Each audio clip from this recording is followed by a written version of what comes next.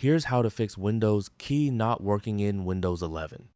First, open the Start menu, search for Settings, and launch it. From the left panel, click Accessibility, then scroll down and then select Keyboard.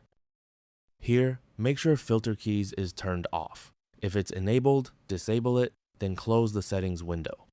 Next, open the Start menu again, search for Task Manager, and launch it. In Task Manager, use the search box to find Windows Explorer. Right-click Windows Explorer and select Restart. Wait for Windows Explorer to restart, then check whether the Windows key is working. If the issue still isn't fixed, open the Start menu, search for Device Manager, and launch it.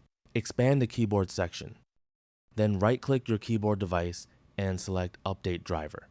Choose Search Automatically for drivers and let Windows check for the latest available keyboard driver. If you've tried all of these methods and the Windows key still isn't responding, press the FN key and the Windows key at the same time. On your laptop, it will look like something this. Press these buttons.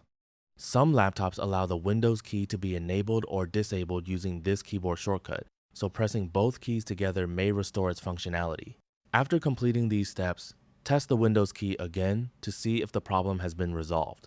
And that's it. That's all for this video. Thanks.